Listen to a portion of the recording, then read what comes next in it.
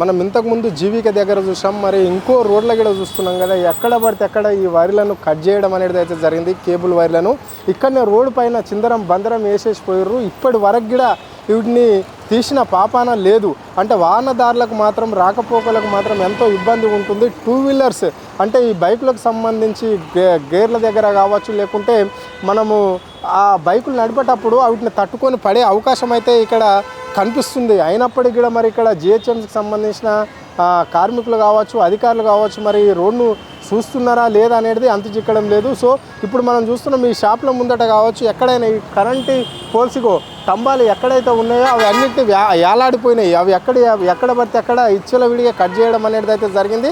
Cut చేసిన దాన్ని తొలగించలేకపోతున్నారు. అక్కడ చూస్తున్నాం మనం ఒక స్కూటీ పోతుంది, ఆయన ఎంతో అవస్థ పడుతున్నాడు.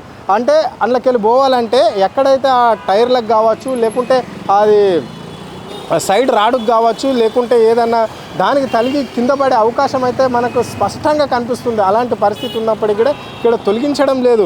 అంటే గత ప్రభుత్వంలో ఇక్కడ ఐటీ కంపెనీలు పడితే ఎంతోమంది నిరుద్యోగులకు కావచ్చు, నిరుద్యోగ యువతకు కావచ్చు, ఎంతో గొప్ప చదువులు చదువుకున్న వాళ్ళకు కావచ్చు, ఐటీ రంగానికి సంబంధించి అభివృద్ధి ఎంతో జరుగుతుంది అని చెప్పేసి ఇక్కడ కంపెనీలు తీసుకొస్తే, ఇక్కడ మాత్రం ఇప్పుడు ఈ తెచ్చిన కంపెనీలను కూడా ఉద్యోగస్తులకు సహకరించకుండా, అక్కడ చేసే ఐటీ ఎంప్లాయీస్కి సహకరించకుండా ఎక్కడ పడితే అక్కడ ఈ కేబుల్ వైర్లను కట్ చేయడము, ఇంటర్నెట్ కనెక్షన్స్ను కట్ చేయడం అనేది అయితే జరిగింది అని చెప్పుకోవచ్చు.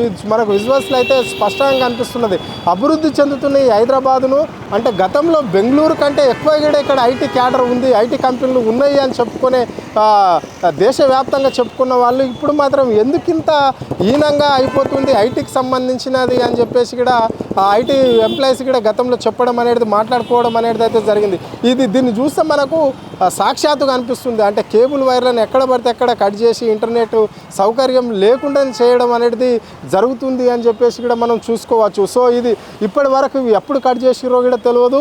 ఇవి రోడ్లపైన ఉన్నాయి. వాహనదారులకు కూడా ఎంతో ఇబ్బంది ఉంటుంది. ఇప్పటి వరకు వీటిని తీసిన పాపాన లేదు అని కూడా చెప్పుకోవచ్చు. ఇది పరిస్థితి. అంటే హైదరాబాద్ చుట్టూ, అంటే హైదరాబాద్లో ఎక్కడైతే ఐటీకి సంబంధించిన ఏరియాలో ఇదే పరిస్థితి ఉన్నది. మళ్ళీ ఇక్కడ గల్లీలలో కూడా ఇదే పరిస్థితి. ఎక్కడ పడితే అక్కడ కేబుల్ని కట్ చేసి ఇక్కడ రోడ్లపైన ఉంచడం అనేది అయితే కనిపిస్తుంది. మరి ఇదే అంటే ఇంత అభివృద్ధి చెందుతున్న ఈ నగరంలో మరి ఐటీకి సంబంధించి ఈ కేబుల్లను కట్ చేస్తే, ఇంటర్నెట్ లేకపోతే వాళ్ళు ఏ విధంగా పనిచేయవలసి వస్తుంది.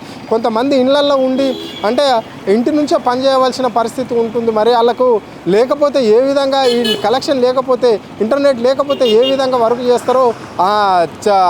చేస్తారో మరి ప్రభుత్వమే చెప్పాలి. బాధ్యత ఎందుకు తీసుకుంటుందో. గతంలో రేవంత్ రెడ్డి పేరు పెట్టి కూడా డైరెక్ట్గా ఐటీకి సంబంధించిన ఎంప్లాయీస్ కొంతమంది వాళ్ళు వీడియోలుగా చేయడం అనేది జరిగింది. అది ట్విట్టర్లో కావచ్చు, సోషల్ మీడియా కూడా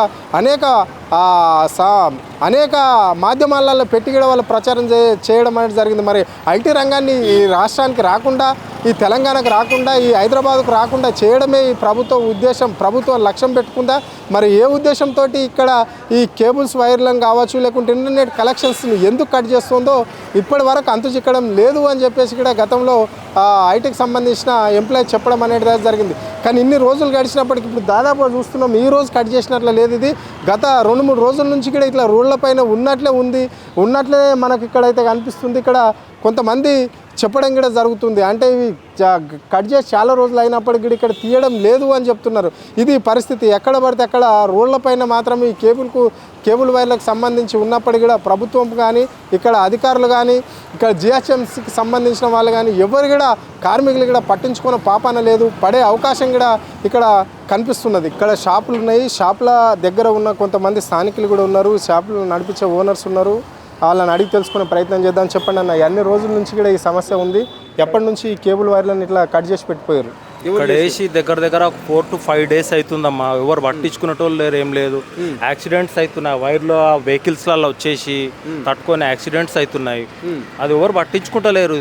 చేసిండ్రు కరెక్టే, గవర్నమెంట్ చేసిండొచ్చు, కానీ పట్టించుకోవాలి కదమ్మా. పట్టించుకోకుండా ఇట్లా చేస్తుండ్రు. ఇట్లా బెంగళూరును తలపించే విధంగా ఇక్కడ సాఫ్ట్వేర్ కంపెనీ అభివృద్ధి చెందాలి అని చెప్పేసి ఐటీ రంగం వస్తే, మరి ఐటీకి సంబంధించిన ఈ కేబుల్ వైర్లను కావచ్చు, ఇంటర్నెట్ కనెక్షన్ కట్ చేస్తే మరి ఎంప్లాయీస్ ఎలాంటి ఇబ్బందులు పడుతుంటారు? 4 to 5 days నుంచి నెట్ లేదని చెప్పి అందరు బాధపడుతున్నారు. కరెక్టే, కానీ వాళ్ళకు కూడా ఉండాలి కొంచెం. ఏంటంటే ఇప్పుడు ఏదన్నా డీసెన్సీ అనేది ఉండాలి. షాప్ల ముందు తీసి కట్ చేసి ఎట్లా ఇష్టం వచ్చినట్టుగా ఇష్టానుసారంగా పడేసి వెళ్ళిపోతున్నారు వాళ్ళు. ఎట్లా మరి దాన్ని క్లియర్ అన్న చేసుకోవాలి కదమ్మా. మరి మీరు కంప్లైంట్ కూడా చేశారా సార్? అంటే మీ షాప్ ముందట వేశారు కదా, ఇక్కడ జిహెచ్ఎంసీ సంబంధించిన వాళ్ళు ఉంటారు కదా వాళ్ళు. 2 సార్లు కంప్లైంట్ ఇచ్చినామమ్మా. 2 సార్లు కంప్లైంట్ ఇస్తే తీస్తారు రికవరీ చేస్తారని అంటారు, కానీ ఎవరు రావడం లేదు. 4 to 5 days అవుతుంది. నిన్నైతే బీభత్సంగా వర్షం కూడా పడింది ఇక్కడ. మరి అంటే ఎలాంటి ప్రమాదం జరిగే అవకాశం ఉంది ఈ వైర్లతోటి? ఈ వైర్లతోటి ఏంటంటే కావాలని ఎవరు చేసుకోరు. కాకపోతే ఏంటంటే పోతుంటే ఏదైనా వెహికల్ చుట్టుకోపాయ చేసే లేని దెబ్బలు తగులుతాయి పడ్డారంటే, స్కిడ్ అయి పడ్డారంటే. అట్లా అని అంతే బాధ. ఆ వైర్లతో మాకు వచ్చేది ఏం లేదు. కాకపోతే కొంచెం కాంప్లీట్గా తీసుకుంటే బాగుంటుంది కదా. Okay, right.